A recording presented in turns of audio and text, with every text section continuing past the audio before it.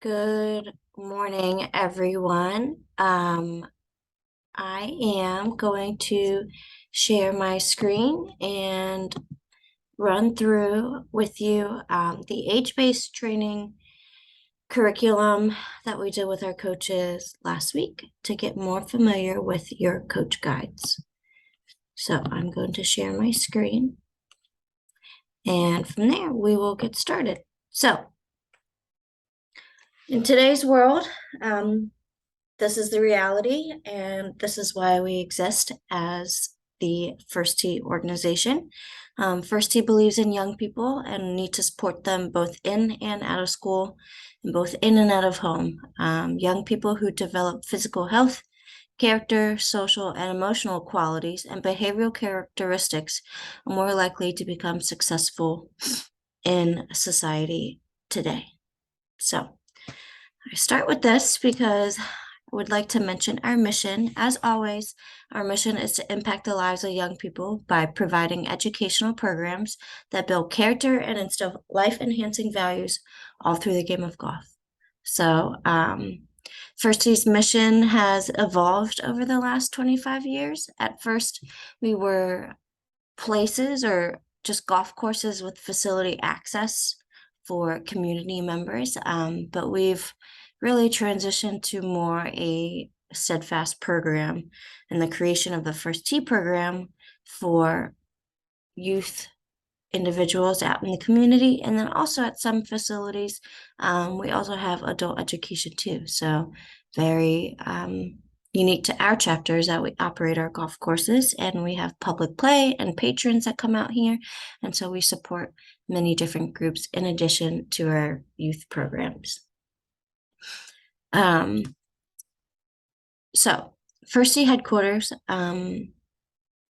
has started to realize that we were 25 years old, and 25 years ago, society did not look the same as it did today. So we have decided to revamp our curriculum and evolve it to be more current and more relevant to the young participants that we serve. So this evolution started back in 2021.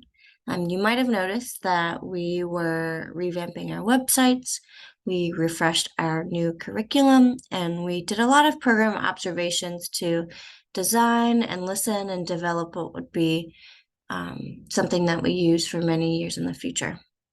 This year, 2022, all of the chapters in the country are converting to age-based programming.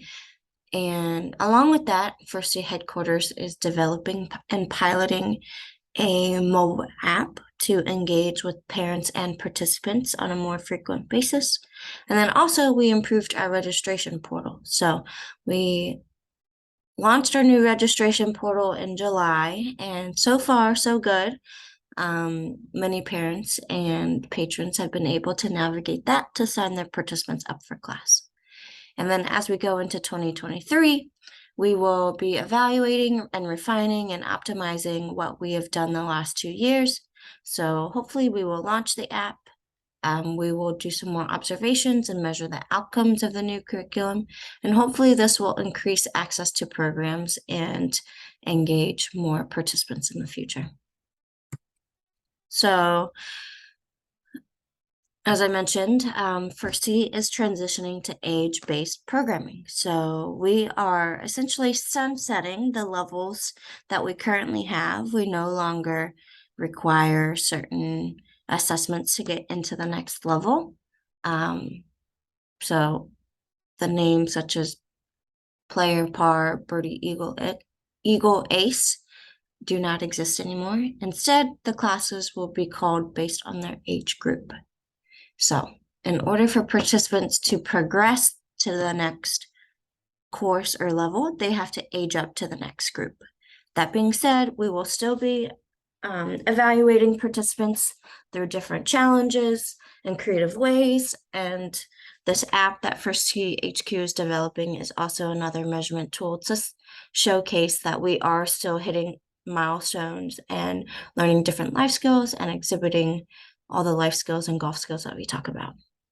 It will be more in a badge form, similar to Girl Scouts and Boy Scouts, where they earn certain badges when they reach certain milestones or accomplish certain things. And to go over why we are transforming our curriculum, here are some stats and just some general knowledge of why we are doing what we are doing. Feel free to pause the screen and go ahead and read everything. I won't go through every single bullet, but something to note is that only 11% of participants move beyond par, and that's at a national level. And for those coaches that are very familiar with their program, a lot of our good curriculum, not that the stuff before par is not good, but a lot of our life skills and different topics are presented after par, such as appreciating diversity and setting goals. And only 11% of our population was getting that curriculum. So we've kind of moved everything around to where each age group is getting different life skills, but they're all generally getting the same life skills, just kind of in a different manner that is appropriate for their age group. Again, hopefully with this age based curriculum, we'll see many benefits, and a lot of chapters have already seen these benefits, especially those chapters that have piloted the age-based programming or have already done age-based programming. They found that kids want to be with others who are at or near their same age. Parents are familiar with age-based programming, as most sports and activities are set up this way.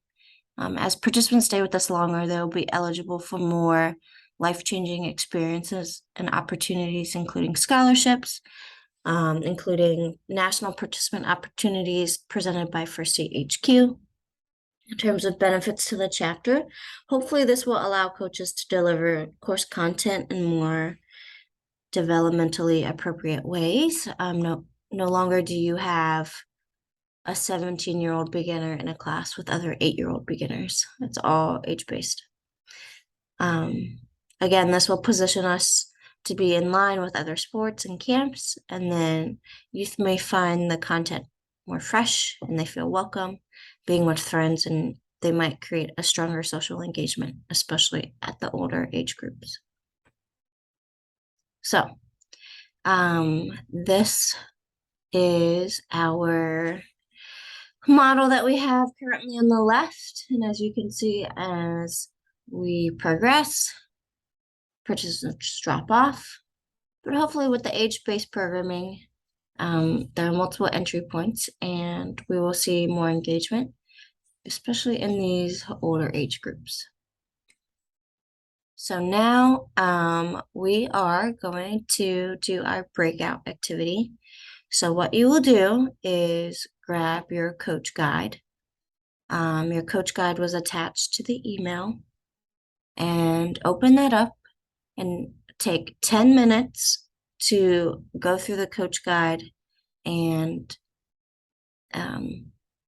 look through that guide for these questions. So again, pause this presentation and check out these questions and see if you can find these questions or the answers within your coach guide.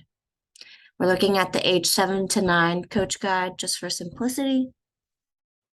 If you want to look at the age 10 to 11 coach guide as well, those lesson plans associated with that are in the parentheses.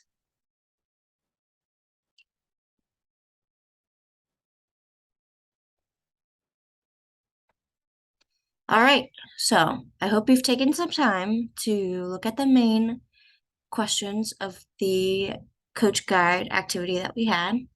And to answer your first question, what are the main sections of the coach guide? Well, those are simply the table of contents. So at the beginning of each coach guide, there's a table of contents, and this is a very good way to kind of pinpoint what you need. if you want to change the warm-up or you want to see other activities associated with the life skills or the key commitments, as we call them now, um, they can all be found in here. And we will have this at each location. Next up, something different. What are the 5 key commitments? So these are the 5 key commitments throughout every single level of the first T curriculum. So you'll see these 5 categories in the 7 to 9 group. You also see these 5 categories in the age 14 and up group. But really the focus here are pursuing goals, growing through challenges, collaborating with others, building positive self-identity, and using good judgment. Every single class, one of your lesson plans will be around one of these 5 topics. And within those lesson plans, there are different core lessons that are associated with it. So, again, we have the 5 key commitments at the top. And as I mentioned, there is a core lesson associated with each of these 5 commitments. And these core lessons really are the topics for each class. And these core lessons are appropriately developed for each age group. So 1 through 8 does not look like core lesson 10 through 15 for the next age group.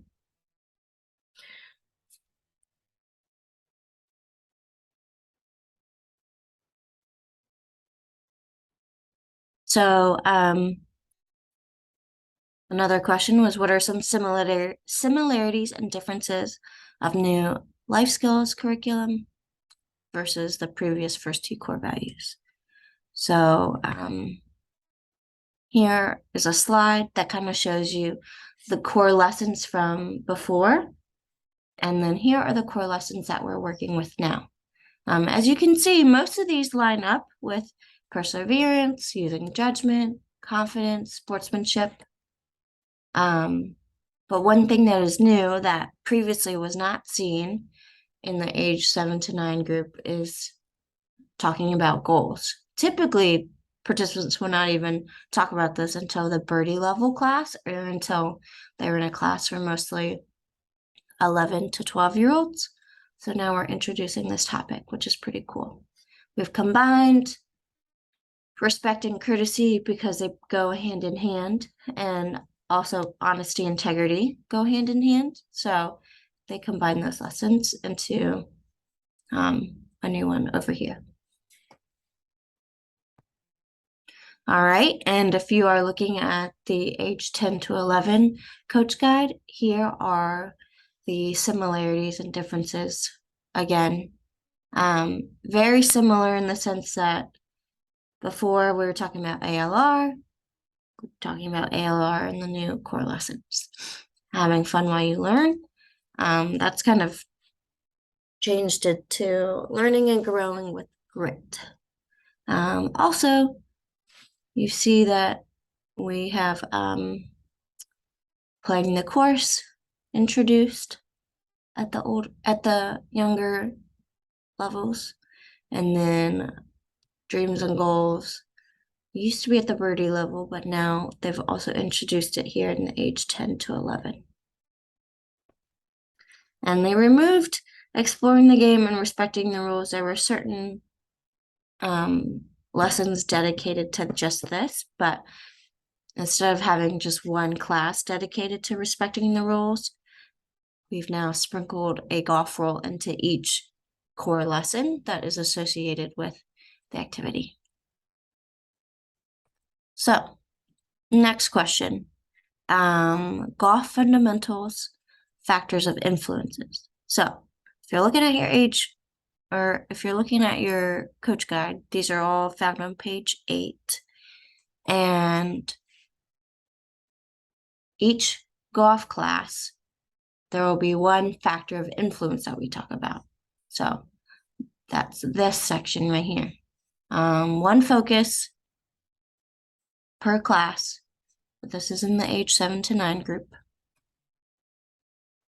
And then as we get older, we introduce a lot more different factors of influence. Again, these two things affect distance response. Target selection and distance to target impacts target awareness. So think of this as the cause, and this is the effect or the general topic that they're learning. All right. As we continue with our Coach Guide exploration, what is the title of core lesson number 1 and number 10? If you're looking at your Coach Guides, the at a glance tables are very helpful. Page 14 or page 18 of the 2 different levels have these Coach Guides on them. So, title of core lesson number 1 is Welcome to First Tee, Let's Work Together. And core lesson number 10 is Learn and Grow with Grit. Next, we go on to what is the game-changing behavior? So game-changing behaviors are behaviors that we are looking in the participants. If they exhibit the behaviors, then we kind of have an understanding or a benchmark saying, okay, little Susie Q understands what it means to be honest because she is exhibiting these specific behaviors. So looking at your at a glance table again, the game-changing behaviors for lesson number 3 or lesson number 9 are in the second column right here. So there are many ways you can show kindness or consideration, and there are many ways that you can show courage or being honest. But whenever you see these happening within a class, positively reinforce that because that's what we want them to learn. Coach guiding questions. So these are very good questions for when you are coaching during an activity and then also at the end of a class and wrap up. Coaching is a lot about asking questions, and one tidbit or tip that I've learned over my years is statements is not necessarily coaching, but if you're asking questions, it really makes them think about the different topics, or it makes them think about whatever they are learning. So when in doubt, try to form something in a question to a participant, and a lot of coaching will happen. So for lesson 4, lesson 4 starts on page 25 in your coach guide, and the guiding questions are on page 26. So as you are looking at these questions, you might guess that the core lesson is about sportsmanship. And then again with lesson 11 and then age 10 to 11 coach guide starts on page 31, and the guiding questions are on page 36. So this lesson is about staying cool, managing emotions, especially when you're on the golf course and off the golf course. So to pull it all together, these are the different core lessons. I just wanted to flash these really quick. You can pause and take a look at them more in depth or more in depth in the coach guides. But again, core lessons, we're not saying life skills anymore. Now they're all called core lessons. And instead of saying core values, we are now calling these key commitments. The core values still exist, don't worry. They're just being phased in to the verbiage here. So the age 10 to 11 group is really dedicated to individual commitment and learning how to manage emotions and staying cool on the golf course. This is age 12 to 13. As you can see, the age as they get older, the goals and dealing with challenges definitely become more in depth, but you still have your key commitments across the top. And here are the core lessons for age 14 and up. All right. So the next topic is our coach roles. So as you are in class, generally these are the roles that you will have. You're engaging with the participants throughout class, 100% attention to the participants, setting a positive example for participants and other coaches that may be new. You are helping manage volunteers if we have a big group. You're ensuring timeliness, so please have a watch or a timer going to know when you need to switch for the next activity. The coaches need to arrive at least 45 minutes before class to help with setup and breakdown. And, the lesson plans that we provide are living and breathing documents, and how the group reacts to a lesson plan is different from group to group based on group dynamics. So as you get into your classes, be aware of your group. And if you look at the lesson plan and say, I don't know if that's going to work with this class, feel free to modify it, talk with your other coaches, come up with a game plan.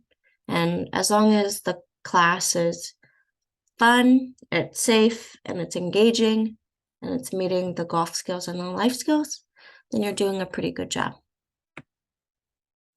This is something that we will talk about in our specific in-person training that is happening on September 13th from 5:30 to 8:30. Diving into the coach roles a little bit more, there's going to be a facilitator role and what we call a safety zone coach. So the facilitator role is pretty much the overall lead for a specific game or activity. They're the ones reinforcing the rules. They're going over the game rules. They're adding energy, or they're hyping up the lesson. They're reinforcing the golf swing cue. So they're the ones kind of demonstrating or leading what motion or what the golf skill is for the day. And they pretty much serve as the play-by-play commentator for the game or the activity, and making sure that everything is running on a timely manner. And then we have the safety zone coach. They are the ones that are more, I don't want to say on the sideline, but physically they're literally in the safety zones or next to the safety zones with the kids while they learn. And that's where a lot of the coaching happens. They're engaging with the participants. They're asking open-ended questions related to the golf skills and the life skill. So this is where those coach guiding questions are very helpful. They're building a positive coach-participant dynamic, and they're primarily responsible for safety in the safety zone. So, as a kid is stepping up to hit the golf ball, that is not the time to ask lots of questions. The time to ask all those questions is after they've hit the golf ball or before they hit the golf ball, so they can reflect on what they learned during that experience, or they can kind of come up with a game plan of what they want to try to do in their next shot. Also, this is a very good time to engage with the participants and get to know them on a one-on-one, get to know them outside of the golf activity. There have studies and research in the positive youth development matrix or positive youth development theory of change, to where if an individual or a coach or mentor is learning about the participant in their life outside of the golf activity that they're at, later on down the road, they'll become more successful. So that's exactly why we're all here. And then finally, we'll go over the fall 2022 program schedules. Most of the classes are pretty filled, but everything that is highlighted in red, we could still use some help. So on Tuesdays and Wednesdays at Chesterfield, we're still looking for a lead coach. On Saturdays, we can never have too many hands because those are our most popular classes. So if you're around on Saturday or Tuesday or Wednesday and live in the Chesterfield area, we definitely welcome your help. On Richmond or at the Richmond location at Elson Memorial or Elson Redmond Memorial Driving Range. This is in the city of Richmond or just north of it. We are pretty full here, but this is the schedule. And then finally at Belmont, we have some pretty big classes at Belmont too. The classes are between 16 and 20 individuals, hence why we have so many coaches on each class, so we can stick to that 6-to-1 or ideally more of a 4-to-1 student to coach ratio. This is the schedule for Belmont. And then I want to tease this a bit. We are partnering with Henrico County Public Schools to offer a culminating field trip to all their Title I schools. So there's 17 schools that classifies Title I. And over the course of fall 2022 and spring 2023, we will be hosting 80 participants at our facility, and they will rotate through 5 to 6 stations. And we are searching for coaches for these opportunities. So if you're available, take a screenshot of this, check your calendar. We will be sending an invite or a sign-up sheet for these opportunities pretty soon. And then finally, I do want to end this with some parent frequently asked questions, especially since you all will be in front of the coaches or in front of the participants and in front of the parents probably. It's just some general registration information with the age-based programming. The age a child is on the first day of the session will dictate what class they sign up for. So they cannot switch classes if they change ages in the middle of the season, and siblings cannot sign up for the same class unless they're the same age. So if they're very close in age, that's fine. They might fall in that 7 to 9-year-old class or that 14 and up class, but each level is designed for the specific age group. And so we need the participants to stay in their age group to ensure that everything is being delivered in developmentally appropriate ways. In terms of advancement, so everything that a participant has earned up until this point will stay with them in their file or kind of with their first T journey. We are, again, sunsetting our levels, so we are getting rid of the paper assessments that we typically do at the end of a season. And there will be a new badge system coming in 2023. And then finally, oops, sorry, my slideshow cut off. Varying the skill levels in course play. So parents might ask, my child has been in tournament golf for quite a long time, and now they might be in a class with some beginners. What are you all going to do? So there are definitely different ways that we can handle that.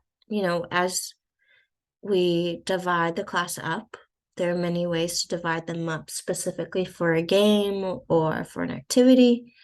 And we find that, when I say we, I'm saying First T as a whole, and especially those that have done age-based programming before, there's a lot of mentoring that goes